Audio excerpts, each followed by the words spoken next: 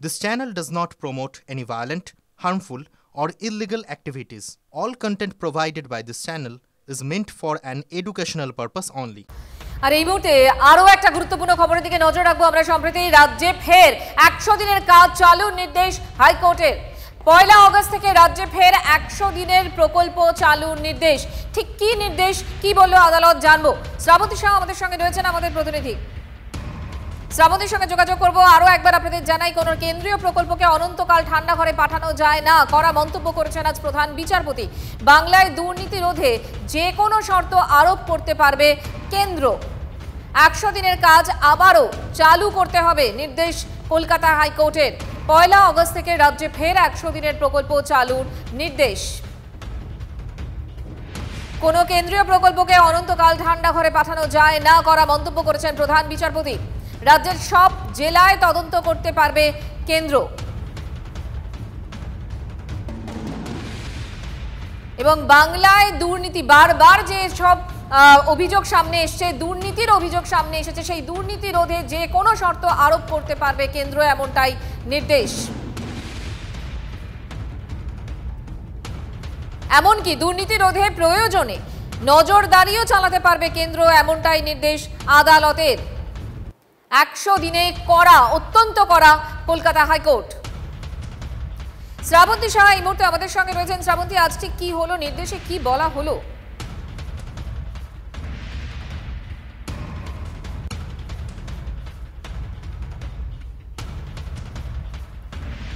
রাজ্যে ফের 100 দিনের কাজ চালুর নির্দেশ দিল কলকাতা হাইকোর্ট। 1 আগস্ট থেকে রাজ্যে ফের 100 দিনের প্রকল্প চালুর নির্দেশ কেন্দ্রকে। শ্রাবন্তী আমাদের সঙ্গে রয়েছেন। শ্রাবন্তী, আজ ঠিক কি হলো, কি নির্দেশ?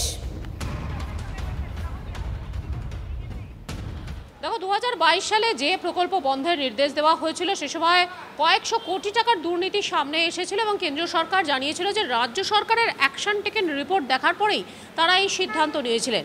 তারপর এত বছর কেটে গেছে। মূলত আদালতের বক্তব্য যে এত বছর ধরে কোনো কেন্দ্রীয় প্রকল্প আটকে রাখা যায় না, ঠান্ডা ঘরে তাদেরকে পাঠিয়ে দেওয়া যায় না। প্রধান বিচারপতির কাছে একের পর এক রিপোর্ট জমা পড়েছে এবং সেখান থেকে বারবার একটা বিষয় পরিষ্কার হয়েছে, যারা সরাসরি এই 100 দিনের কাজের সঙ্গে যুক্ত তারা টাকা পাচ্ছেন না। এর জন্য একেবারে খোলা হাতে কেন্দ্রীয় সরকারকে বেশ কিছু ক্ষেত্রে ছাড় দিয়েছেন প্রধান বিচারপতি। তাঁর বক্তব্য, কেন্দ্রীয় সরকার চাইলে কেন্দ্রীয় পোর্টাল থেকে টাকা পাঠাতে পারে এবং দুর্নীতিজনিত কোনো বিষয় সিদ্ধান্ত কেন্দ্রীয় সরকার নিতে পারে। ফলে 1 আগস্ট থেকে এই বিষয়টা কেন্দ্রীয় সরকার সিদ্ধান্ত নেবে এবং আশা করা যাচ্ছে যে তারপর যে টাকাটা এতদিন ধরে আটকে ছিল সেই টাকা আপাতত পাবেন। তবে স্বচ্ছতা ফের কি নতুন করে ফিরবে, সেটা নিয়ে আবারও প্রশ্ন থাকছে। শ্রাবন্তী, ধন্যবাদ।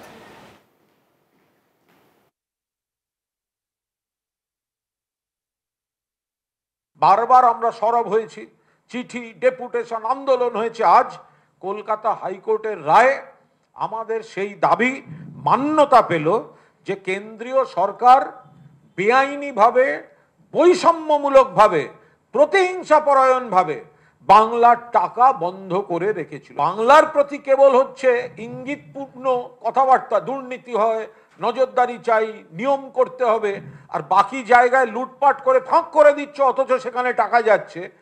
এটা আর চলতে পারে না।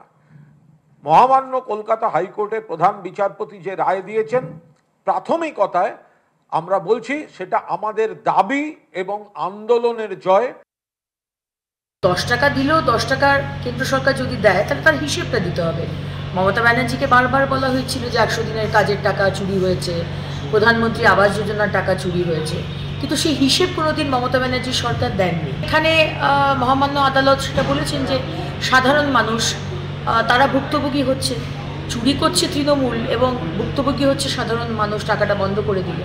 সুতরাং টাকাটা আপনারা দিন, কিন্তু আপনাদের শর্ত মতো দিন।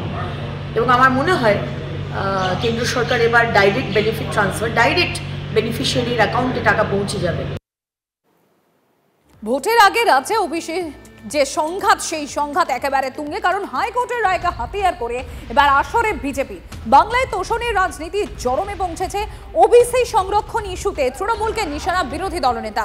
ভোট ব্যাংক রাজনীতির জন্যই সংরক্ষণ বামেদের। জাতীয় ওবিসি কমিশনে অনুমোদন ছাড়াই মুসলিমদের অন্তর্ভুক্তে। সল্টলেকে ওবিসি কমিশনের সামনে ধর্ণামঞ্চ থেকে তোপ শুভেন্দু অধিকারী। তোষণ এবং তুষ্টিকরণ এই রাজনীতি পশ্চিমবাংলায় কোন জায়গায় গেছে? কখনো ভোট ব্যাংকের রাজনীতির কথা বাবা সাহেবও ভাবেননি, মোদিজিও ভাবেননি। এই সংরক্ষণ কখনো ভোট ব্যাংকের রাজনীতির জন্য হয় না।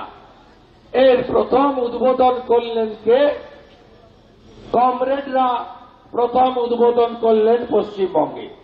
আগে তো 90 করেছিল, আর এখন যা কাণ্ড করছে 98% মুসলিম কমিউনিটিকে ওবিসির তালিকায় এনে হাই এপিজমেন্ট তুষ্টিকরণ। এর কারণ হল আমাদের এই রাজ্যের ডেমোগ্রাফি ক্রমশ পরিবর্তন হচ্ছে। আর এদিকে বিজেপিকে পাল্টা ওবিসি বিরোধী বলে তো কুণাল ঘোষের। মুখ্যমন্ত্রী সমস্যার সমাধানের চেষ্টা করে আর বিরোধীরা চাকরি খাওয়ার ব্যবস্থা করে, আদালতে গিয়ে বাধা সৃষ্টি করে, এমনই মন্তব্য কুণাল ঘোষের। ফের বিচার ব্যবস্থার একাংশকে নিশানা তৃণমূলের রাজ্য সাধারণ সম্পাদকের। এই বিজেপি হচ্ছে ওবিসি বিরোধী। এই বিরোধী দলনেতা যিনি লাড্ডু বিলি করেন, তার মুখে আমরা ভাষা শুনেছি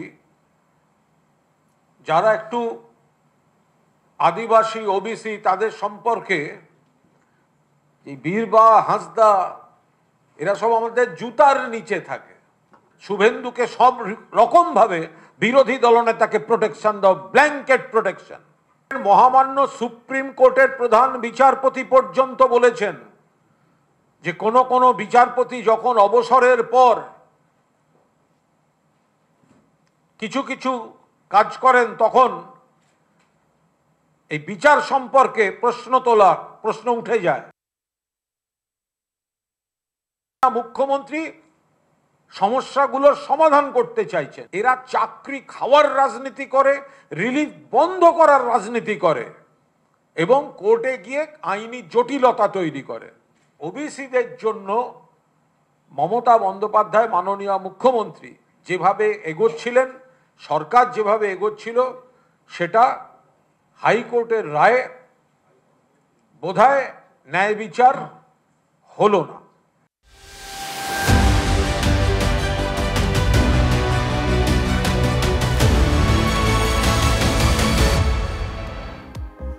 অঙ্গনওয়াড়ি কেন্দ্রের ডিম নিয়ে হাতাহাতি, হেলপারের সঙ্গে দিদিমণির হাতাহাতি এমন পর্যায়ে পৌঁছলো যে হেলপারকে ভর্তি হতে হলো হাসপাতালে।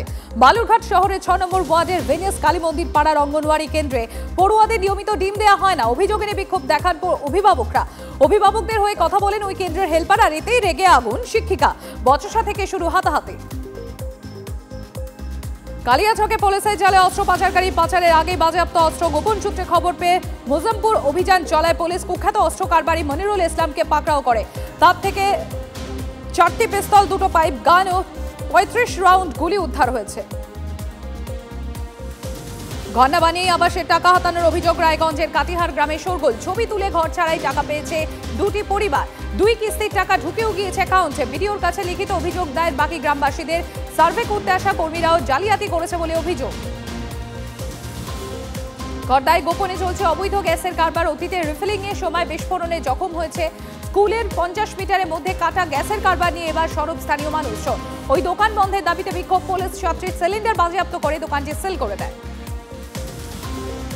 আলিপুরদুয়ারে অবৈধ বালি পাচার লুঠের অভিযোগ। রাতের অন্ধকারে কালজানি ও তোমসা থেকে জেসিবি দিয়ে তোলা হচ্ছে খনিজ।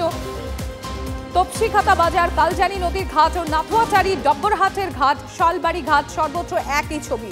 প্রশাসনের নাকের ডগায় চলছে লুট। অভিযোগ গ্রামবাসীদের। আর ভূমি দফতরের দাবি নজরদারি চলছে, ধরাও পড়ছে পাচারকারীরা।